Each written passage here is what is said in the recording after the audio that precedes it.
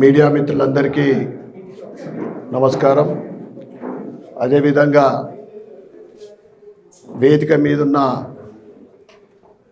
నా భారతీయ జనతా పార్టీ కుటుంబ సభ్యులందరికీ కూడా ధన్యవాదాలు తెలియజేస్తూ, ఈరోజు అతి పవిత్రమైన రోజు.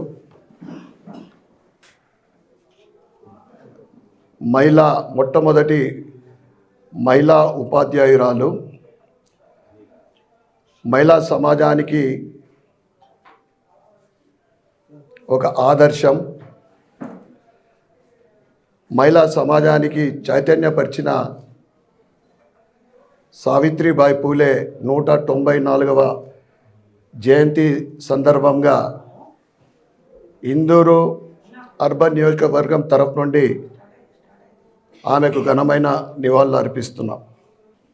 సంవత్సర కాలమైంది కాంగ్రెస్ ప్రభుత్వం ఏర్పడి. కాంగ్రెస్ ప్రభుత్వం ఏర్పడి ఇందూరుకు ఏం చేసింది అంటే అభివృద్ధిని అడ్డుకున్నది. జరిగే అభివృద్ధిని ఆపేసింది కాంగ్రెస్ ప్రభుత్వం. కాంగ్రెస్ ప్రభుత్వం ఏర్పడ్డ కొత్తలో ఉమ్మడి నిజామాబాద్ జిల్లాలో 350 కోట్ల స్పెషల్ ఫండ్ శాంక్షన్ అయింది. అది ఆపేసింది. స్పెషల్ ఫండ్లో అనేక పనులకు శాంక్షన్ అయింది. దాంట్లోనే 1.25 crores 396 డబుల్ బెడ్రూమ్ల రిపేరింగ్ ఒక ఉదాహరణ. ఇక అర్బన్ విషయానికి వస్తే, గత బీఆర్ఎస్ ప్రభుత్వం హయాంలోనే 60 కోట్లు, 61 కోట్లు, 100 కోట్ల 2F IDC tough IDC fund release అయిందండి. అది కూడా ఆపేసిన పాపం కాంగ్రెస్ ప్రభుత్వానిది. అందుకే ఈ సంవత్సర కాలంలో అర్బన్ అభివృద్ధి శూన్యం. ఎక్కడేసిన గొంగడి అక్కడనే ఉన్నది.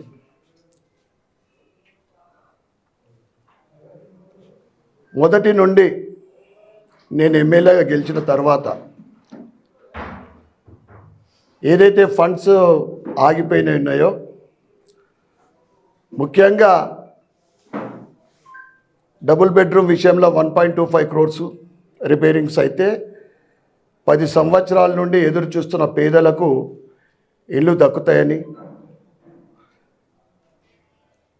60 కోట్ల టఫ్ ఐడిసి ఫండ్లో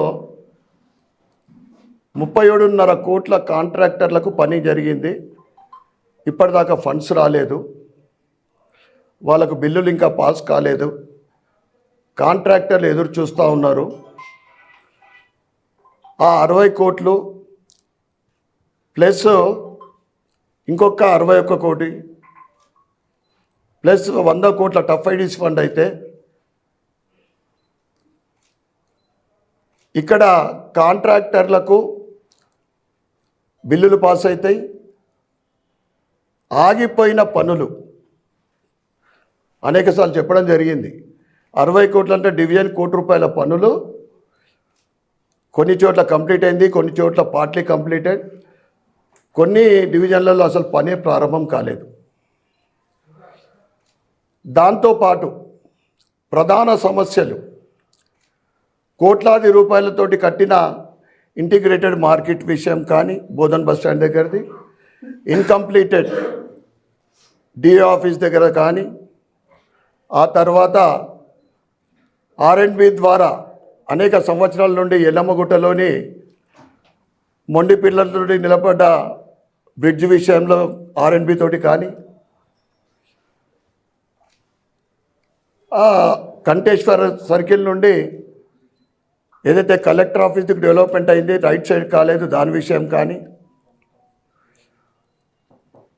రాజీవ్ గాంధీ చౌరస్తా నుండి బస్వా గార్డెన్ ముందుగా ఆ డబుల్ లేన్ రోడ్ కానీ వీటన్నిటిపైన నిరంతరం కలెక్టర్ గారితో ఆయా డిపార్ట్మెంట్ హెడ్స్ తోటి ముఖ్యంగా మన ఇన్ఛార్జ్ మినిస్టర్ గారికి జూపల్లి గారికి అన్ని విషయాలు ప్రతిదీ కూడా ఒక లెటర్ రూపకంగా మేము ఇవ్వడం జరిగింది. ఐటీ హబ్ కూడా దాని గురించి కూడా మాట్లాడాం. శ్రీధర్ బాబు గారికి 2 సార్లు లెటర్ ఇవ్వడం జరిగింది. కోట్ల రూపాయలు ఖర్చు పెట్టిన ఐటీ హబ్ అక్కడ 50% కూడా సిట్టింగ్ కెపాసిటీ ఫిలప్ లేదు, లీడింగ్ కంపెనీస్ లేవు. ఏదైనా లీడింగ్ కంపెనీస్ వస్తే ఇక్కడ నా ఇందూరు నియోజకవర్గ యువకులకు ఉపాధి కలుగుతుంది. చాలామంది ఆ చిన్న చిన్న కంపెనీలు సరైన శాలరీస్ ఇస్తలేరని మంత్రి శ్రీధర్ బాబు కూడా చెప్పడం జరిగింది. దాంతోపాటు అనేక అంశాలు పొన్నం ప్రభాకర్ గారికి కూడా లెటర్ ఇవ్వడం జరిగింది. నిజామాబాద్ అతిపెద్ద జిల్లా కేంద్రంలో బస్టాండ్ దుస్థితి దానికి ఫండ్స్ ఇవ్వాలని కూడా జరిగింది. అంటే ఓవరాల్గా ఈ 12 నెలల కాలంలో నా నియోజకవర్గం ఏ విధంగా అభివృద్ధి జరగాల, నిలిచిపోయిన పనులు ముందుకు సాగాల, నిలిచిపోయిన ఫండ్స్ రిలీజ్ కావాలని నేను నిరంతరం ప్రయత్నం చేస్తూ ఉంటే మొన్న ప్రభుత్వం నుండి మొట్టమొదటిసారి ఎందుకంటున్నా అంటే ఈ సంవత్సరాల కాలంలో 10 కోట్ల ఫండ్ స్పెషల్ ఫండ్ ఇచ్చినా అని అన్నారు ప్రభుత్వం. అది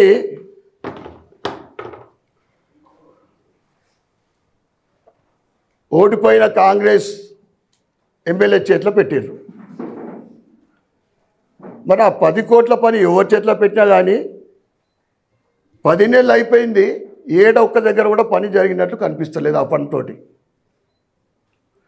మరి ఉన్నాయా, ఆ ఫండ్ మాయమైపోయిందా, పక్కదారి పట్టిందా,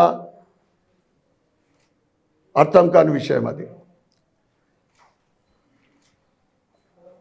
31 డిసెంబర్ రోజున ప్రభుత్వము ఏదైతే 2023 సెప్టెంబర్లో అప్పటి బీఆర్ఎస్ ప్రభుత్వము 60 కోట్ల టఫ్ఐడిసి ఫండ్ శాంక్షన్ చేసిన ఆ పాత జీవోలు అది మొన్న అన్ని ఫండ్లు ఆపేసి ఈ కాంగ్రెస్ ప్రభుత్వం మొట్టమొదటిసారి ఆ 60 కోట్ల టఫ్ఐడిసి ఫండ్ రిలీజ్ చేసింది. ఇదంతా అవగాహన లేని ఈ కాంగ్రెస్ నాయకులు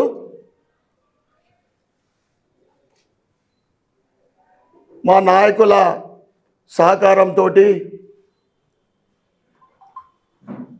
ప్రభుత్వ సలహాదారు పిసిసి అధ్యక్షులు వీరి కృషితోటి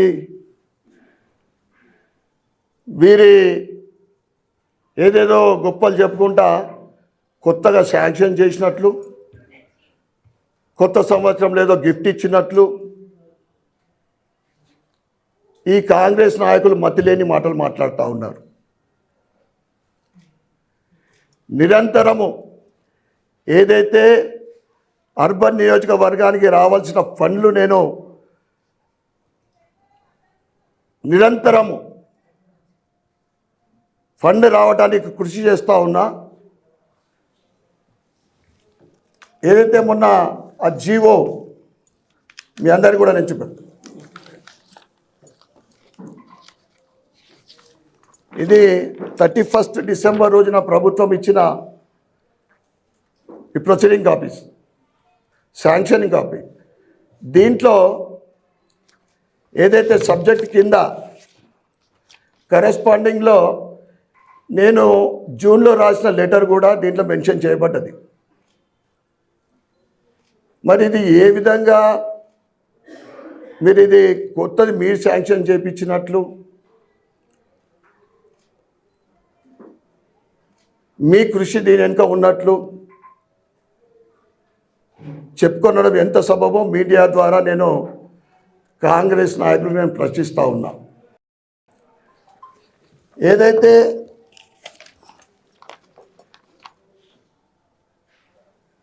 రాక 10 సంవత్సరాల తర్వాత అధికారం వచ్చింది. పాపము దేని మీద సమావేశం పెట్టాలా, దాని మీద ప్రెస్ మీట్, ఏ సబ్జెక్టు మాట్లాడాలా అవగాహన లేకుండా మాట్లాడుతూ ఉన్నారు. ఎవరికో పుట్టిన బిడ్డే మాదే అని ఎత్తుకొని ముద్దాడినట్లుంది ఇలా పరిస్థితి.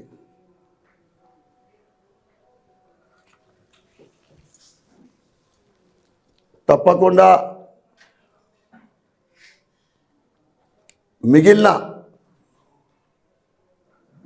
ఏదైతే నిలిచిపోయిన బకాయిలు టఫ్ ఐడీసీ ఇంకా 100 కోట్లు కూడా మనకు రావాల్సింది ఉంది.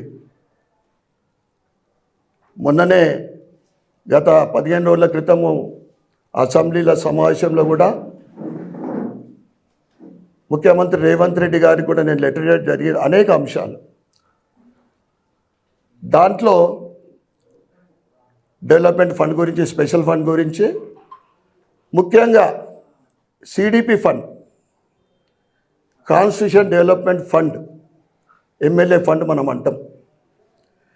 కనీసం సిడిపి ఫండ్ కూడా ఇయ్యని ప్రభుత్వము ఈ 60 కోట్లు వాళ్ళు ఇచ్చినట్టు చెప్పుకోవడం.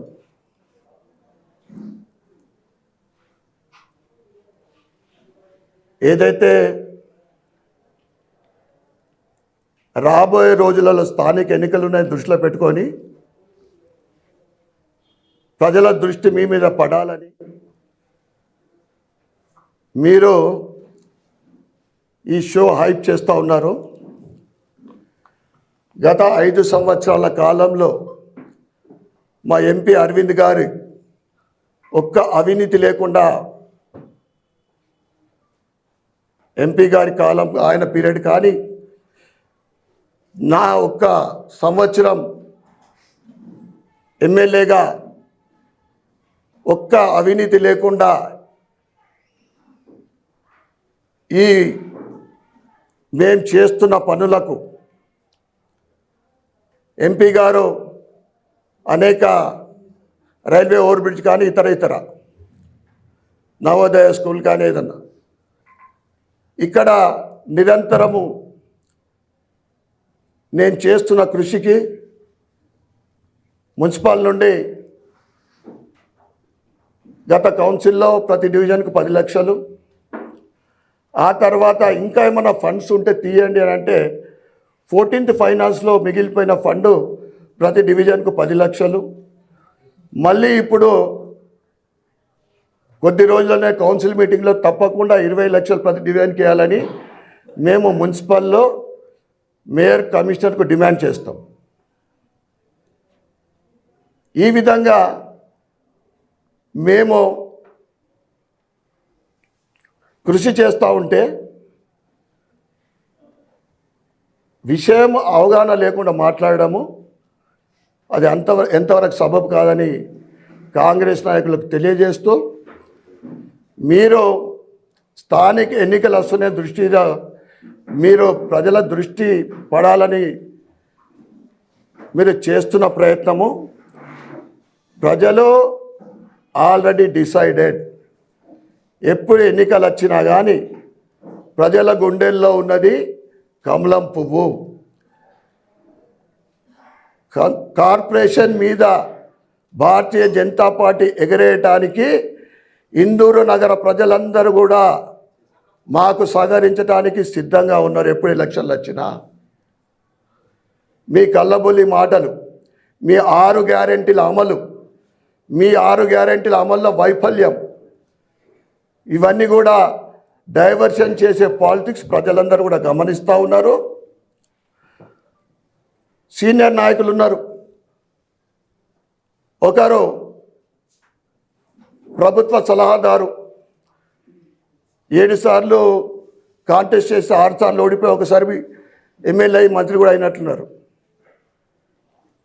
అనేక అపార అనుభవం ఉన్న పిసిసి అధ్యక్షులు మహేష్ కుమార్ గౌడ్ గారు,